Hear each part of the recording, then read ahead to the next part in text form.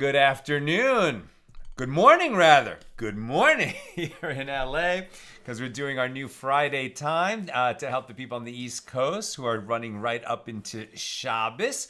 So Fridays during the winter when the days are short, we're going to be doing the class at 11:30, and I'm going to keep the class short to a half hour.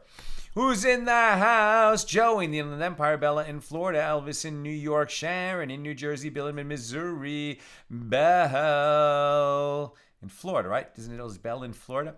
Karen in Northern California, Melissa in Great Neck, Aoife in Florida, Ella in Southern California, Alan in New York City, Marjorie in Georgia. Welcome, everybody. Let's be efficient. Our daf today is page 156 here in Tractate Bava Basra, the 23rd volume of the Talmud, continuing our discussion of Mishna number 8 here in chapter 9. Pick this up right near the top of page 156a. Rav Nachman says that Shmuel says, children who have reached the age of majority, i.e. a boy who is 13 years old and a girl who is 12 years old, are examined for signs indicating puberty if it is necessary to determine their adulthood for the purposes of becoming betrothed, right? Betrothal, for the purposes of divorce, which is necessary from a betrothal, even if they haven't gone to the wedding canopy, for the purpose of halitza, right? So a man dies, leaves no children, leaves a brother and a widow. The brother and the widow have an obligation to marry or perform halitza, so they can be released, but they have to perform that ceremony before she's free to go marry whoever she wants. Right, so if there's a brother, but he's a child, right, then halitza is not going to be necessary or appropriate. If he's an adult, it is going to be necessary. So we have to find out, is this person an adult or not? That's why this examination might be necessary. And also for the purpose of stating a girl's refusal to remain married. If her father had died and her mother or brothers betrothed her to a man while she's a child, then until her 12th birthday, she can say, I don't want to marry this guy. And then there's an annulment, right? It's as if the betrothal never existed. She doesn't have to marry him even if, she's more than 12 years old, if she's legally an adult. But then it would require a get, right, in order to break it off.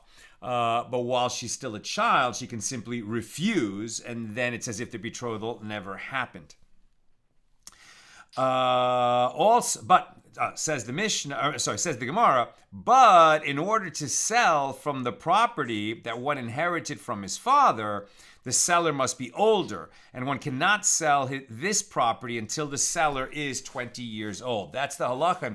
That's why we're mentioning this set of rulings from Rav Nachman in the name of Shmuel. The one that we needed to get to is what we started this whole discussion, that one who inherits land from his father may not sell that land, even though you become a legal adult and therefore you're obligated in the commandments at a much younger age, at 13. Still, we don't consider you mature enough to make a decision about selling land that's in the family until you're 20. The Gemara asks, but now we're challenging these other rulings, but once I examine the boy for the purpose of betrothal, has he hit puberty or not, why do I need to examine him again for the purpose of divorce? How could he become divorced if he wasn't already examined to see if he's old enough to become betrothed? And the Gemara answers, this is necessary only with regard to yibum, levirate marriage of a minor, as we learned in a Mishna tractate Nida 45a, a boy who is 9 years old and 9 years and 1 day old, who engaged in intercourse with his yevama. Now, this is inappropriate, it shouldn't be done. And of course, dina de malchusadina, the law of the land is the law. Right? So even if the goal was to get married, we don't allow children of this age to engage in intercourse. That's rape. It's a horrific thing. and that would be the law. But what we're talking about here is a very specific nuance of the law, that if he's younger than that, then while it would be rape on the boy, molestation, etc., the act wouldn't constitute an act of intercourse. Younger than that, the child's been molested, but he hasn't actually committed intercourse. But after the age of 9, the boy is, theoretically capable of performing it, so that if, the surviving brother of a man who died and did not leave a spouse, if he then, performed intercourse with the widow, then they would be married. They would be married, right? Because the act of intercourse actually was the legal route to marriage in that yibum situation. And so therefore, if they then wanted to part company, they would require a bill of divorce because they would be considered married after that action. Although a minor cannot betroth a woman under ordinary circumstances, in the case of yibum, levirate marriage, again, this man who died childless and left a brother and a widow, in that context, the act of intercourse of a 9-year-old with his yavama does effect acquisition, meaning they did get married. But he cannot give her a bill of divorce until he reaches his majority. It is therefore necessary to examine him at the time of the divorce, presumably even if he's 13, but he hasn't hit puberty yet. We don't consider him a legal adult for the purposes of, writing up and giving a bill of divorce until he's a little older. Now, the Gemara explains why it is necessary to mention examining a boy for the purposes of halitza. This is mentioned to the exclusion of that which Rabbi Yosei says. As Rabbi Yosei says, man, i.e. an adult man, is written in the Torah passage with regard to halitza. Again, that's the ceremony by which this surviving brother and the widow, if they don't choose to get married, she still has that yibum obligation and is not free to go marry, whoever she wants, someone else, until she performs the halitza ceremony. It's a short, simple ceremony, but it's described in the Torah. We would prefer that a man who died childless, particularly in ancient Israel, where you had ancestral land holdings, which informs so much of this discussion, and this man didn't have an heir, so it'd be better if his brother would then marry the widow and their first child would be considered the heir of the man who died. But they're still not forced to do it. If they don't do it, in front of witnesses, she takes off, I guess, her sandal and hands it to him. And they announce publicly, so is done to a man who will not build up his brother's house. And then they finish the ceremony, and now she can go marry whoever she wants. This is in lieu of performing yibum, levirate marriage. Okay, so what does it say here? Just again, this is mentioned to the exclusion of that which Rabbi Yosei says. As Rabbi Yosei says, the word man is written in the Torah passage with regard to halitza, as the verse states in Deuteronomy 25:7, and if the man does not wish to take his brother's wife, but a woman, whether she is an adult or a minor, can be released by halitza, as the verse does not indicate her age. Now, to counter this, Rav Nachman teaches us that a woman is juxtaposed to a man in this passage, indicating that the yavama, the widow, must also have reached adulthood, and the halacha is not in accordance with the opinion of Rabbi Yosei, right? So if, in other words, this was a guy who made an arrangement with her father while she was still a young child, so they were betrothed. Now, and then he dies, okay, so the betrothal creates enough of a marriage that halitza or yibum is going to be necessary, but you can't perform the halitza until she is a legal adult. You'll just have to wait. She's not going to get married anyway at such a young age, so it doesn't make that big a difference. And a man at that time, he could have multiple wives, so he didn't have to wait. It was just that she would wait to be literally free of him until she was a legal adult so they could perform the halitza. Now, the Gemara explains why it is necessary to mention examining a person, whether they've had puberty or not, for the purpose of stating her refusal, right? She, a girl, can refuse an arrangement, a betrothal, that's arranged for her by her mother or her brothers. Let's say her father has died, and until she has to state her refusal before she reaches adulthood. If she hasn't stated her refusal and then she reaches legal adulthood, then she's considered married and will have to get a get. Will have to get a bill of divorce in order to end that status. But before she's a legal adult, she could just walk away from it, and it's as if the betrothal never happened. Now, why do we have to examine if she's hit puberty or not? Isn't the whole idea that she hasn't hit puberty at the time that she's able to perform the refusal?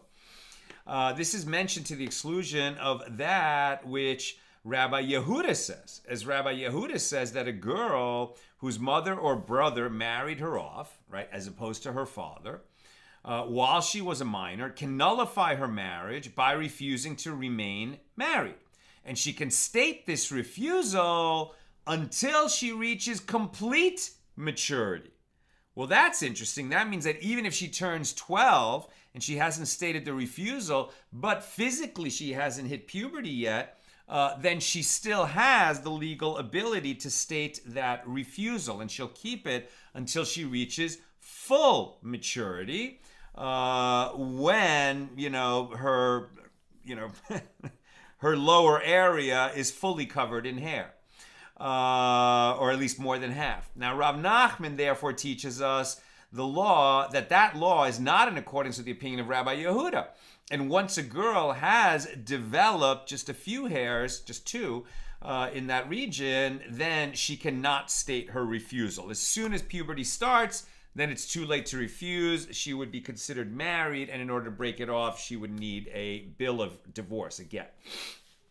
Rav Nachman states, but in order to sell from the property that one inherited from his father, which is why we're actually discussing this, the seller must be older. He cannot sell the property until he is 20 years old.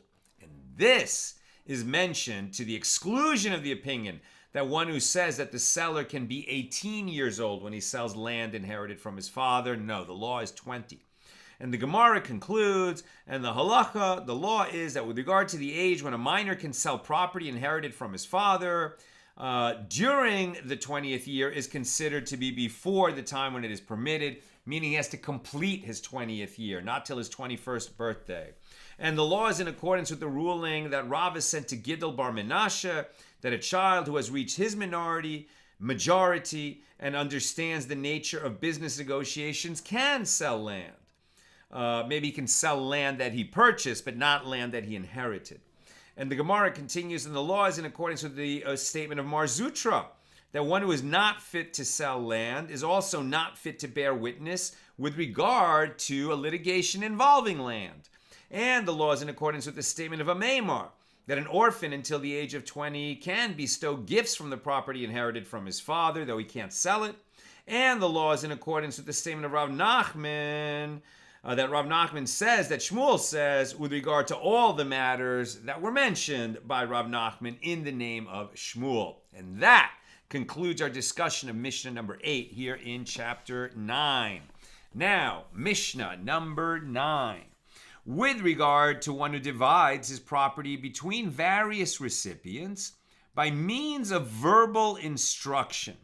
Now, this could be on the deathbed, right, where we accept a verbal instruction that it has the legal validity of something that was written up and delivered to the recipient, or a gift that was given to the recipient and the recipient literally acquired it, performed a kinyon, an act of acquisition.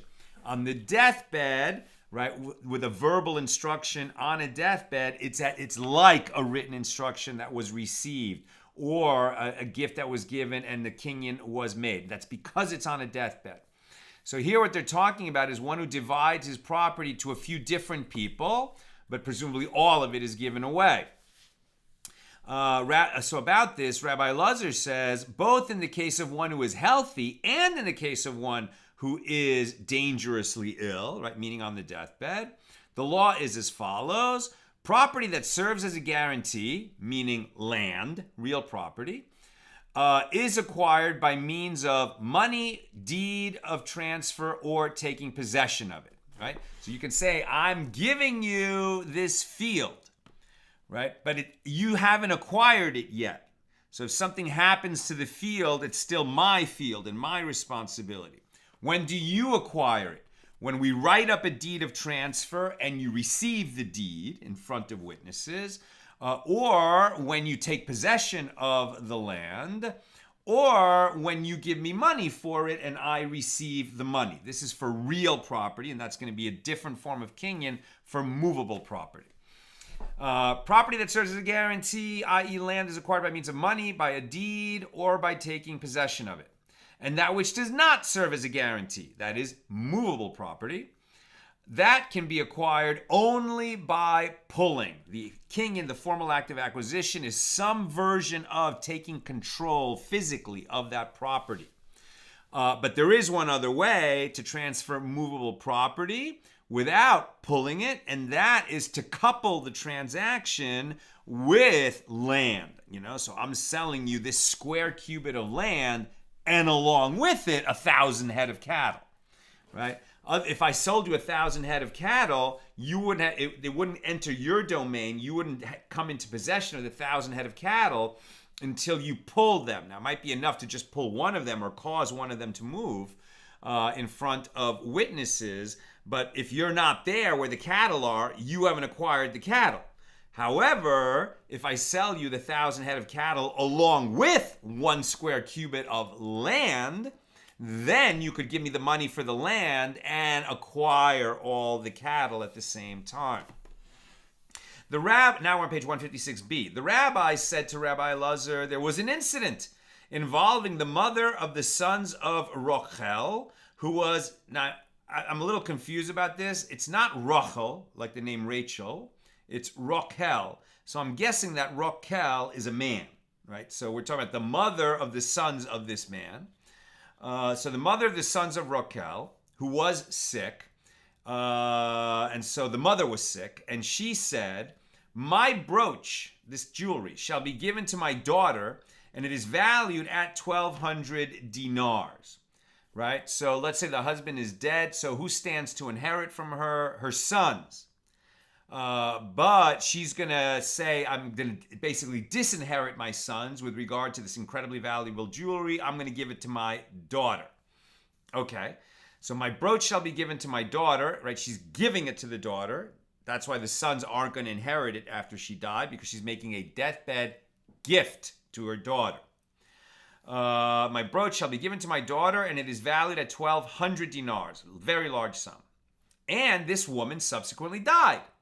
And the sages upheld her statement. She was able to disinherit the sons, and the daughter got the brooch. Now, this indicates that a person on his deathbed can gift property without an active acquisition, right? This was movable property, very valuable, but still movable property. We just said that the only way to make a kinyon, a formal active acquisition on movable property, is to pull it, to pick it up. The daughter needed to actually receive the brooch, which she didn't do. How is it that the acquisition was completed? Must be because it was a gift of movable property made on a deathbed, where the verbal instruction was enough, because the sages upheld the gift. Rabbi Elazar said to them, no, the case was different. That the reason that the sages upheld this transfer wasn't because you can make an oral instruction regarding movable property on a deathbed and it's as if the acquisition has been completed. Rather, the sages upheld this particular transfer because they agreed with the mother that the property should not go to her sons. Why? Because the sons were wicked people. Let's keep reading. Right? So Rabbi Elazar said to them, that case was different. The sons of Rokel should be buried by their mother, i.e. he cursed them.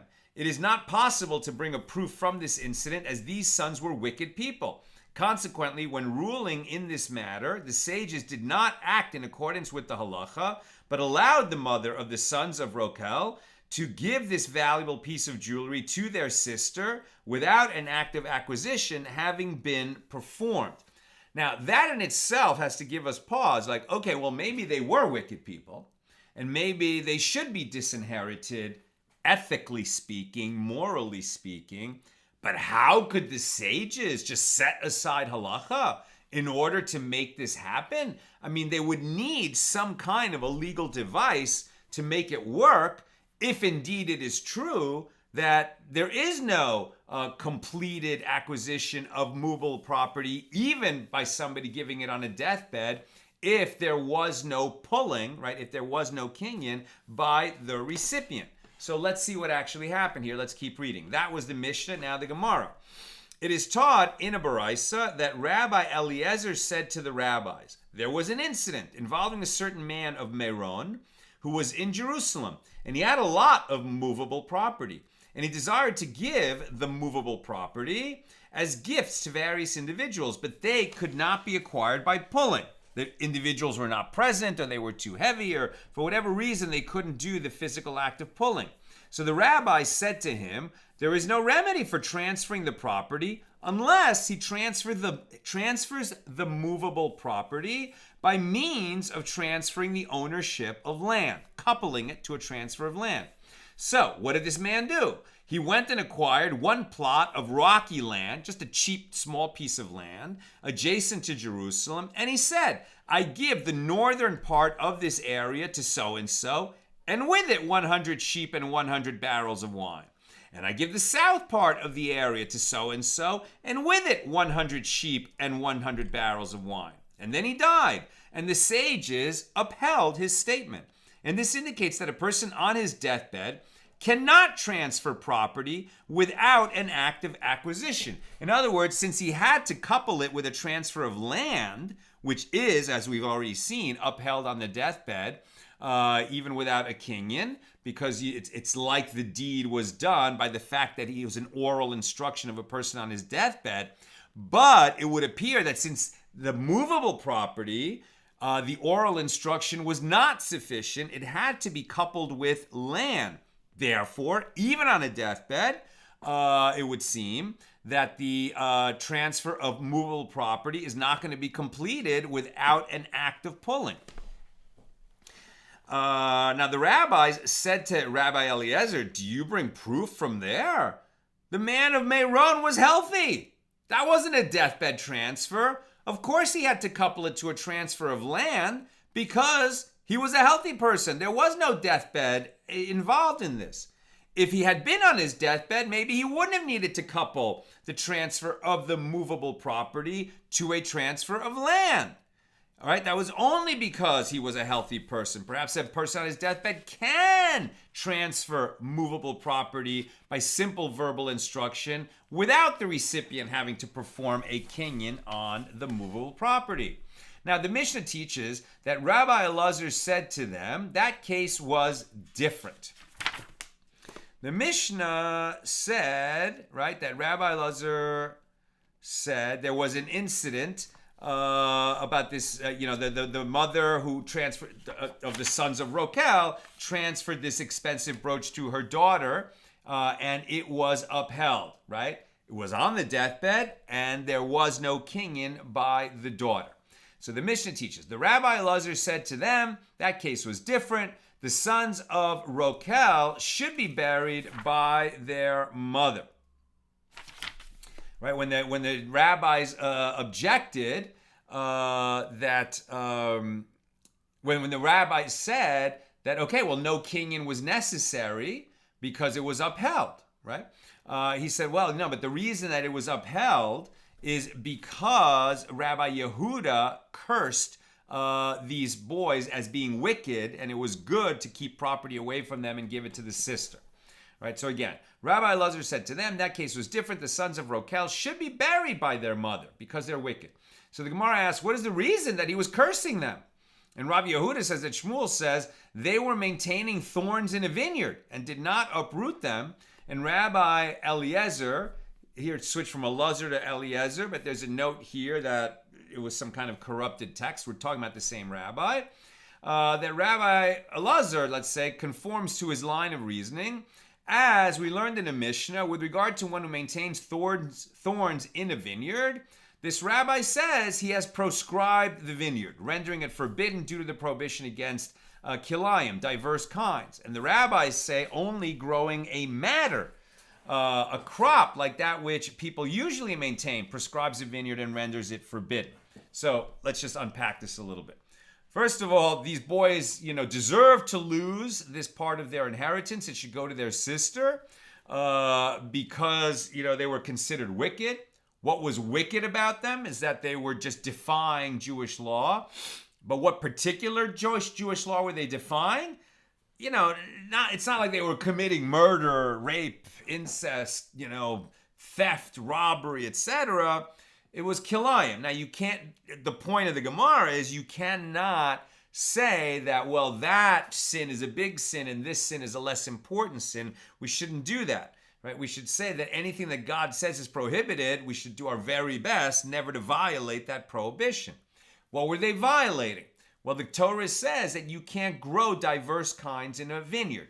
Meaning, in a vineyard or in an orchard where you're planting, either fruit trees or grapevines, you can't also grow wheat, right? It's just that's a hook. One of those laws that we don't really understand the reason for it. But for the same reason that we can't wear a garment made out of wool and linen, and we can't eat milk and meat together. Okay, so you can't grow wheat in a vineyard. Now, that's obvious when the crop is something like wheat. But what about thorns, right? Thorns, what is that? That refers to a kind of very thorny bush that is normally just considered a weed. So it's not like they were trying to get the maximum productivity out of the vineyard.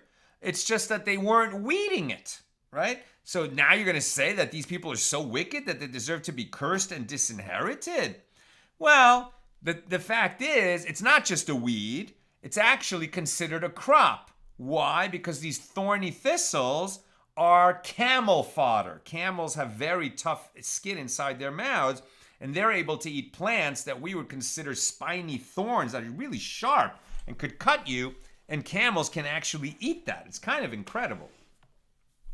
And so Rabbi Elazar is saying, yeah, well, those thorns are camel fodder, so they were violating Jewish law. The rabbis say they're just thorns. It's not a real crop.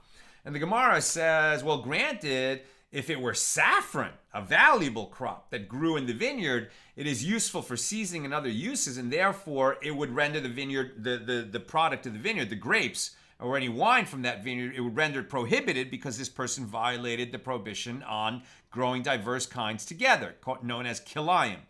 But with regard to thorns, for what are they useful? And Rabbi Hanina said, what is the reasoning of Rabbi Elazar? It is because in Arabia, they maintain thorns in the fields for their camels, for the camels to eat as fodder.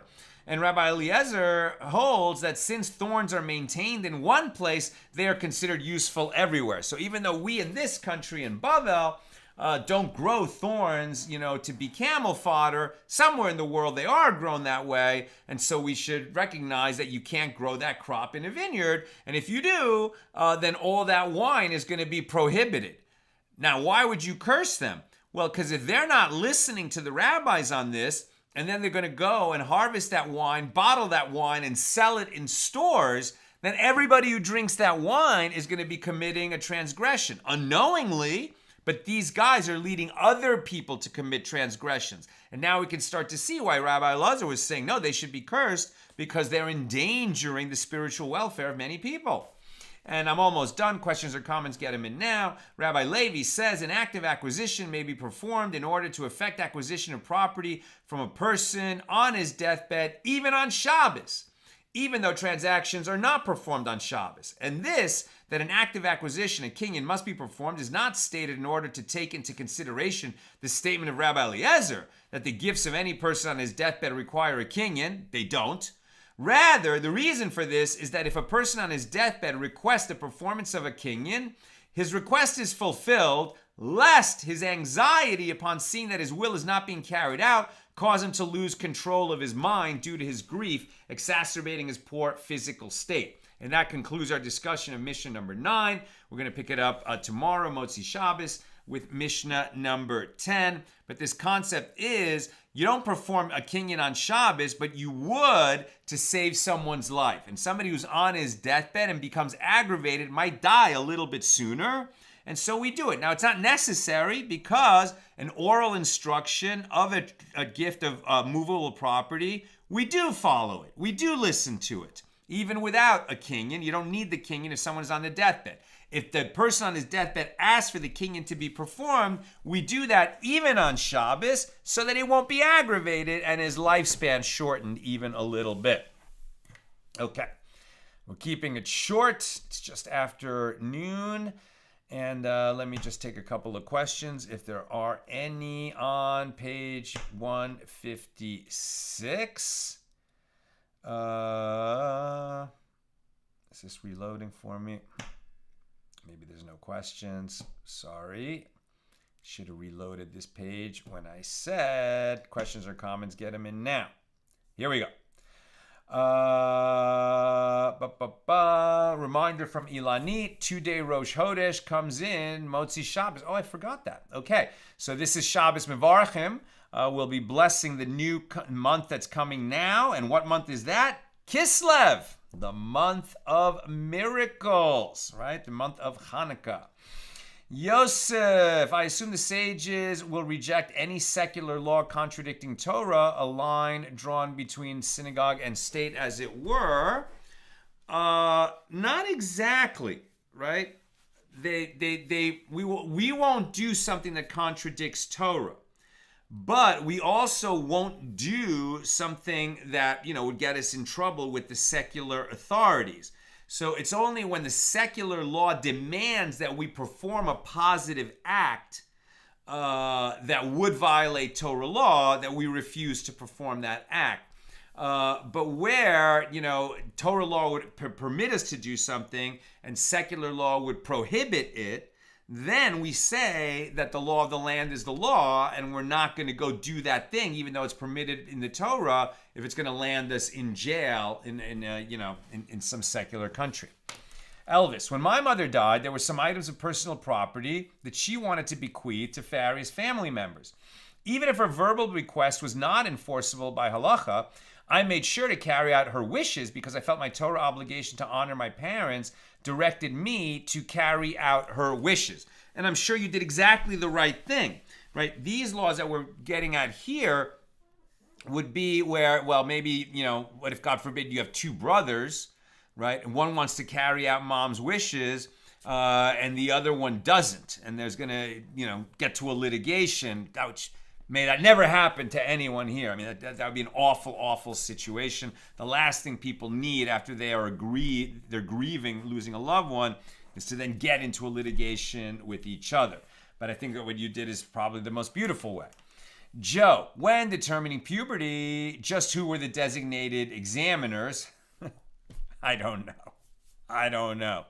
But presumably someone, who was well-versed in the law, and that would be appropriate. And, obviously we're not, we don't condone any kind of molestation, and this would not be molestation. So probably, be the rabbi's wife would examine a girl and the rabbi would examine a boy, but it would be done in a very kind of sterile, sort of like, almost medical scenario, right? That no one's abusing this. They're just making sure that the law is carried out properly. Sharon, even though the sins of Rokel seem small, or the sin of the sons of Rokel seems small, could this be like the concept of broken windows? If one is doing small sins, they invariably are doing large ones as well. Perhaps. What I thought maybe is what I came to in the discussion, that they were causing others to transgress if they were like selling this wine that came from a prohibited vineyard. Or there may have been a lot more going on, that this was something they could point to, but Rabbi Yehuda knew those boys and knew what else they were doing, and maybe didn't name other sins that they were performing because that might, hurt some innocent party. I don't know. Sharon. Oh, this was already there. Bill. I wonder about the logic that Rabbi Lazar is deploying here. Does it really hold that if a plant is grown as a crop anywhere, it's always a crop? Dandelions are sometimes grown as a food, but are far more often seen as a weed. Does that mean a Jewish gardener has to be extra vigilant against dandelions? I mean, it's a great question, and apparently the rabbis would agree with you because they set aside Rabbi Lazar's minority view. That's what I've got for us today, and with God's help, we'll be together again tomorrow night, Motzi Shabbos. I mean, these days Shabbos is ending so early. In fact, I think that this is the earliest day of the year for Shabbos coming in and going out, maybe this week and next week, and then it's going to slowly get later again. But yeah, I think, I should be on the air tomorrow night before 7, I would hope.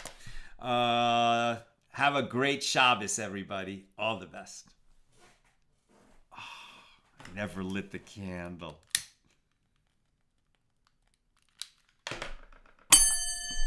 Have a great Shabbos, everybody.